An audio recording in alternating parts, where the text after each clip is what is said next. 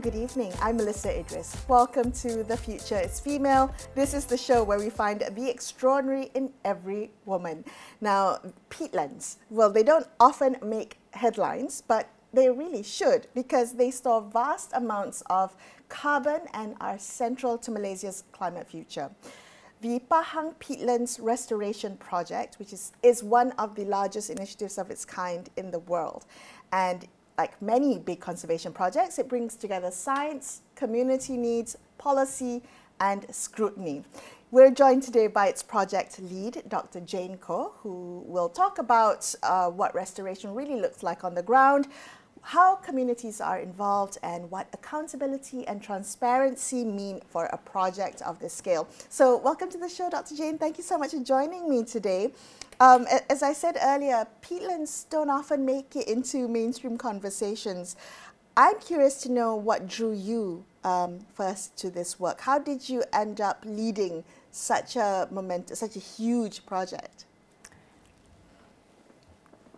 Peatland restoration by itself, it is something that indeed not many people would take it out. Peat swamp forest is wet, is you may sink into the peatland, and it's not as comfortable as a normal hill forest that you go hiking with. Yeah, but as you say, Mel, it stores a large amount of carbon in the forest as well as below the ground in the peat soil itself. Yeah, and so what it means is it makes a good opportunity to conserve through carbon financing. Okay. Yeah. And so carbon financing itself, a carbon project is an interesting concept, and that's what drew me into this space.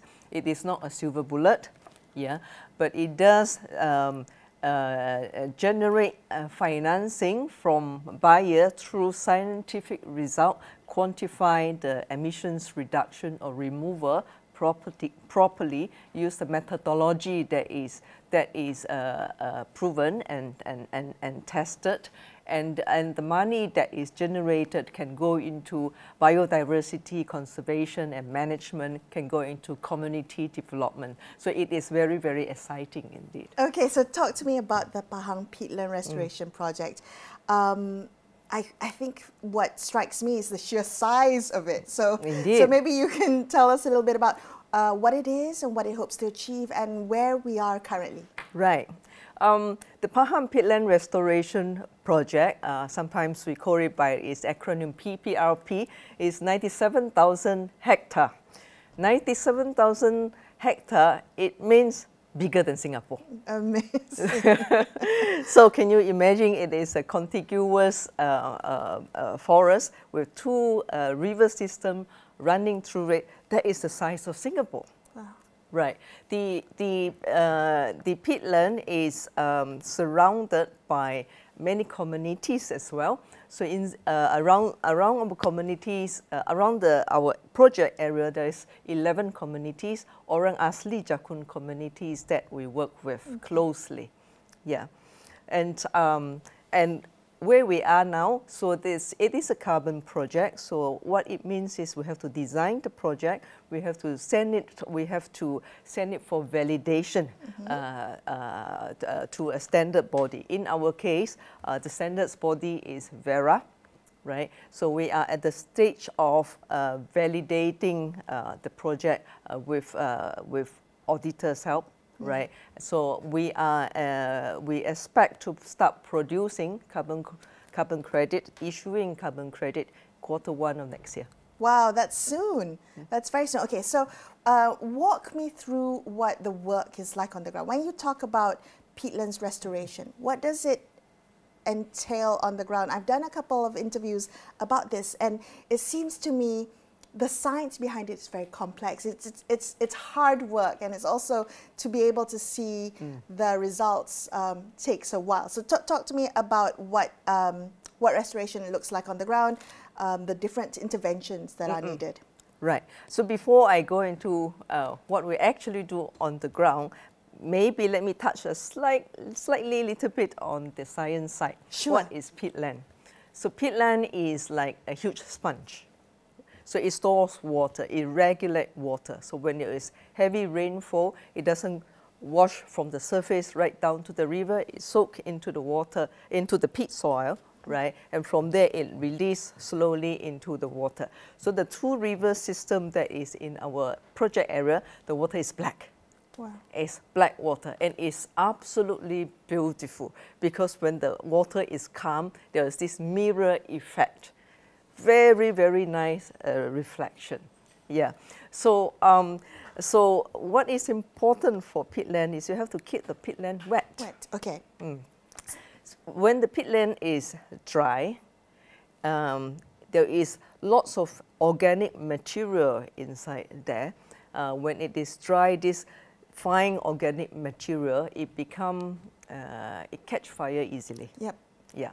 So one of our key tasks, firstly, is to prevent the draining of peatland, and secondly, to prevent and help suppress fire. Fire risk. Yeah. So when there is fire, all this fine material that is stored in the ground for thousands of years, it will release as CO2 into the air, and that's where your climate change get worse. Okay, yeah. So we have heard of peatland fires and the risk. Okay, so re-wetting, long-term re-wetting is it's one of the interventions to restore peatlands. And you also talked about the draining. So you want to also stop illegal drainage, or you want to make sure that the area is wet. And hydrological monitoring comes into play as well. So when we think about restoration of peatlands, especially one of this scale, I mean, the sheer scale of it is so intimidating, I'm sure. Walk me through what's needed. What are the challenges you face when dealing with a project of this size? Yeah, so there are drains or canals inside this peat swamp forest, because this peat swamp forest that we manage, it used to be a forest for timber production. So for timber production, they want to take out the logs. So some of them use canal to float it up. Yeah, we've seen the pictures of rivers, the canals, they're full of logs, right? Yeah, but in this case, you know, they have changed the method into a more sustainable way of logging on peatland. So they don't do canals anymore; they do roads, right? Logging roads. But even with logging roads, you still need to have drains at the sides so that your roads are not flooded. I see. And it creates the same effect. It still drains out the water and dry out the peatland, right? So what we do is we actually block these canals and these ditches. We put canal blocks inside the existing canal network that we have on the ground, right? So far, since 2024, since 2023 actually, we have done 256 canal blocks inside the forest reserve. Wow. Yeah. And that helps with stopping the drainage and re-wetting it slowly. Okay. How long does it take before you get to see the effects of these types of interventions? Some are quite fast, as in we actually see that logging roads with the canal blocks that we have blocked last year, it become wetter now, right? Sometimes it's flooded, right? But we don't want people to go inside there. We don't want loggers to go inside there. So, flooding of logging roads is okay. Okay. And we are very happy because when it is a healthy sign for a peat swamp forest. I see. So it's one of the signs to show that maybe it's working, that the restoration is working. Yeah. Okay. You know, this project is not only large, it's very technical, I'm sure. And it involves many stakeholders. I can only think of how many stakeholders that are involved in making sure a project like this runs smoothly. You being the lead, I'm sure comes with many hats that you wear, but also a long list of tasks that you need to consider and think through. Talk to me a little bit about the realities of leading this type of a project, particularly the collaboration that's needed with all the stakeholders, and maybe some of the trade-offs that need to be considered. You hit the correct word there. I am a political ecologist. Trade-off is what I say all the time. Okay. So when you manage a landscape, humanscape, right? Because we're talking about humanscape, yeah. Social spatial relationship between nature and human beings. There is trade-off all the time, right? There is no single species in the nature that can be totally independent of other species and its surrounding. Same as human beings, right? So when we have a landscape with the community, right? When we want to do something with the piece of land that they have been living in since time immemorial, right? So there could be trade-off. For example, if we build canal blocks that may create a better fishing ground for them, because now the water is pooled, they can go fishing, but it may actually block their access. So these are the trade-offs that we have with communities, right? But one thing that I would like to stress is we, even though with this carbon project, the Orang Asli community, they still have the rights to use the forest for their subsistence needs, right? Okay. For their, so they have access to it. They have access. They can go in and fish and gather non-timber forest products for their livelihood. They are welcome to do that. Sometimes people misunderstood. They thought, oh, if you have a project, you block off access. No, we don't. We welcome them and we work with them all the time. Yeah. So just on the issue of indigenous communities' concerns, I think there were some groups that had raised concerns about community involvement or the consultation. Talk to me a little bit about how PPRP works with local communities. How do you address those concerns, first of all, and what efforts are being taken to make sure that the people who live in the forest and depend on the forest and the ecosystem are genuinely part of the process? Right. For that, I would like to talk a little bit about my team. Sure. Right. I have a very, very diverse team. So a team of about 70 people, ranging from PhD holders to school dropouts. Okay. Right. So, and we have a dedicated community development team. Yeah. Half of my team, of the 70 people, they are Orang Asli Jakun community, community members. They are from the community. They are community, yeah, they are from the community. So that makes communication easier. Okay. Yeah, but also it's also a part of community development that we want to see. We want to have them as role model for the communities themselves. So with this team of 12 people, community development team, we go to the community all the time. Every week we are there. We talk to them, we ask for their concern, we have fun with them, right? So last year we organized, so that wasn't last year, that was this year, right? Oh, time flies. Time flies, yeah. I'm sure. We're at the end of 2025, can you imagine? Yeah. So we had a festival. We called it Festival Ranok, right? Where basically it's a cultural fair. We gather almost 3,000 Orang Asli Jakun community inside the village in Kampung RPS Runchang, next to the forest. They are the front and the center. We help them to organize this festival. And the festivals, we invite other stakeholders. Just now you asked about stakeholders, right? Government, yeah, right? I'm sure. Other NGOs, right? To participate as well. So they have the booth. For example, we have a booth for the health department. So they offer health check during the festival.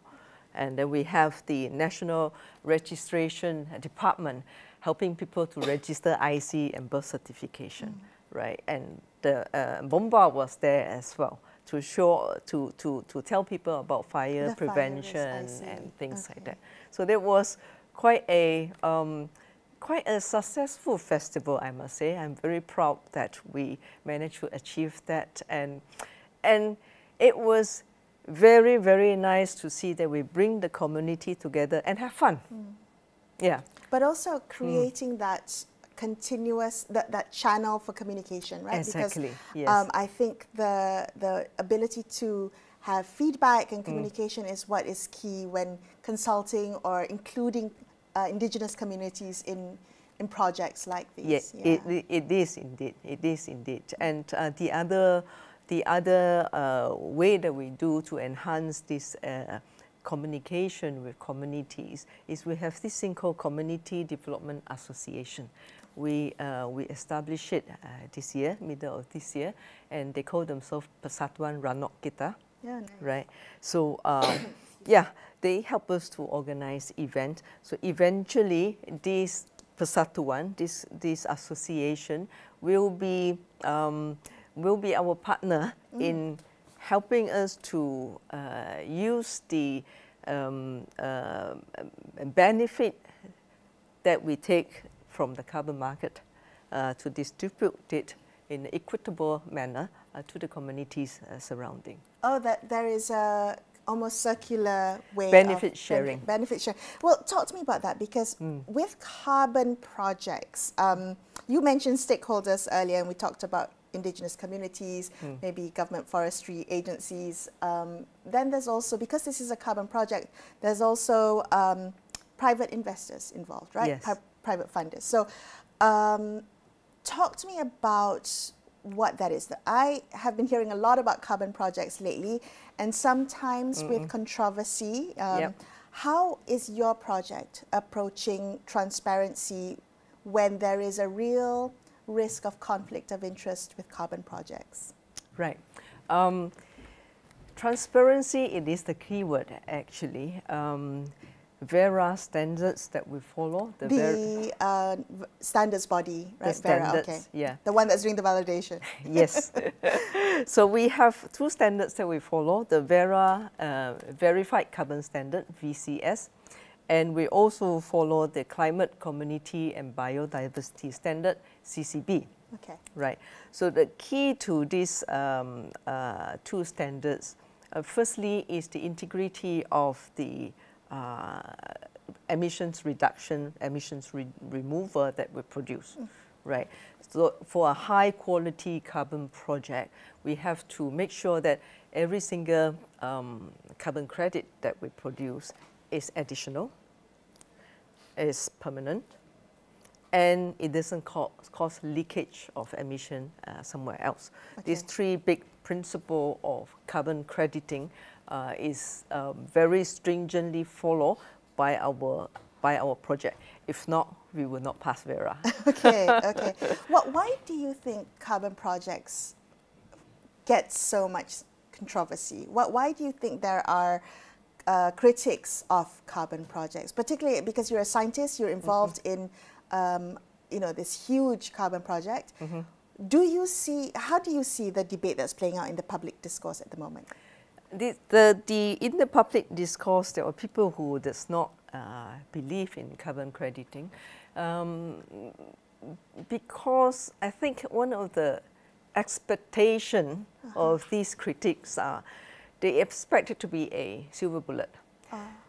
Carbon crediting never claimed itself to be the only solution. It is one of the many solutions. In fact, I just came from a movement called Outer COP. There is the COP Conference of the Parties of UNFCCC in Belém, Brazil this year. Yes. But it's too expensive to go there, so we have one movement here called the Outer COP in Kuala Lumpur. Wonderful. And that is carbon financing and other financing, other type of conservation financing is being talked about. Yeah, carbon financing is but one channel. There are some other ways to get financing to conserve nature and to mitigate climate change. Right. Yeah. So when people, critics of carbon projects say, "Oh, this is a way to keep polluters from making those deep emissions cuts that they need to, that they, you know, they use carbon credits to offset some of their emissions. How do you respond to that? When you say it's not a silver bullet, I understand that theoretically, but in practice, there is this urgency or the need for climate action to be ramped up, stepped up, and carbon credit projects are often used as avoidance projects. How do you respond to people who make that claim? The without carbon crediting, it is fine. Okay, climate change is, as you say, in such a urgent need. We it's want a crisis to see more, right? now. Yeah, more climate action. Yeah, it's a crisis now. You need both the stick and the carrot. The stick and the carrot. The stick and the carrot, okay. Right? So you can tell the companies, thou shalt not emit. Okay. Okay. Why do they want to follow? Okay. So the government have to put some stake. One of the stake is carbon pricing, carbon tax that Malaysia is going to introduce next year, and also emission trading system, ETS. Yeah. The carrot is a carbon crediting, right? So for the companies, let me give an analogy. So you have a squeezy bottle of ketchup. Okay. Right. At first, it's very easy to pour out. The last drop is always the most difficult. Yeah, hardest. Yeah. The hardest, right. So companies, they cut their emissions. It's an easy flow ketchup. The last one is so difficult. So these hard to abate emissions, that's where you say, okay, it is too expensive for me to abate these emissions. Let me do something else to help the climate. That's where they use offset, carbon offset. Yeah. What do you think of the in COP30 there was proposed the tropical forest facility fund? That is so exciting. Is it? Talk to me. How do you see that? I mean, I know there are critics along the way. There are concerns of deforestation and all of and debt, and some countries are not willing to contribute as much as others. What do you think about it? Is this a huge opportunity or hope for us that we will get our act together and maybe protect some of our forests? Yeah, it is definitely both opportunity and hope, right? Carbon project is actually not easy. Yeah, but just now I mentioned the three big principles: the additionality, the permanence, and the leakage, right? So to prove that, to monitor it, to monitor the results constantly is not an easy task. Not all the forests, not every single piece of forest in Malaysia is qualified for carbon project. Not to say qualify,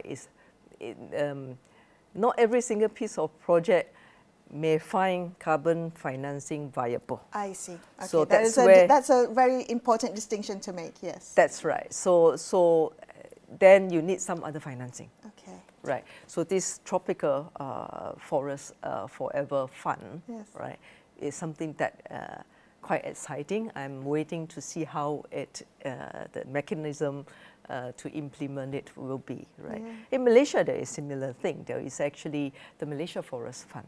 Yes. Yeah. So Malaysia is actually playing its role quite well. Malaysia Forest Fund is also actively trying to get involvement from corporations, etc., to help the country preserve our green lungs, our forests. So at the start of the conversation, you were telling me that this has been quite a work in progress. You've put in so much legwork. Now we're on the cusp of it beginning in Q1 of next year. When you look ahead, what are you most excited about? What would you look for maybe in the next 5-10 years to say this project is really taking off, that peatland restoration in this scale and this size can work and can succeed both in terms of achieving its carbon project objectives, but also be inclusive enough to fulfill community needs and not isolate or sideline communities?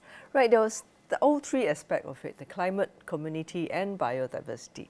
Climate, just now I mentioned that, you know, the logging road is now flooding. What I will be very exciting to see is when the tree regenerate and, you know, it turn the degraded forest back into a thriving, healthy peatland forest, right? So that's one thing. The other one is a biodiversity aspect. So in our landscape, there is 29 rare, threatened and endangered species, RTE we call them, and 4 of them are critically endangered. Yeah, and this is the habitat that we want to protect for them. Yeah, so that's biodiversity. Community is probably the most exciting. I encourage my team to think about this project as a multi-generational project because it's 60 years. Yeah, it's a 60 years project. In the Orang Asli Jakun community, it's 2 to 3 generations. We can do a lot for the community in 2 to 3 generations. We can transform them. Well, amazing. Well, I wish you all the best of luck on this project. Dr. Jane, thank you so much for coming on the show and sharing some of the insights, how exciting it is to be on the cusp of something so big and so monumental. Thank you so much for coming and telling us about it. Thank you, Melisa. Okay. That's all the time we have for you on this episode of The Future is Female. I'm Melisa Idris signing off for the evening. Thank you so much for watching and good night.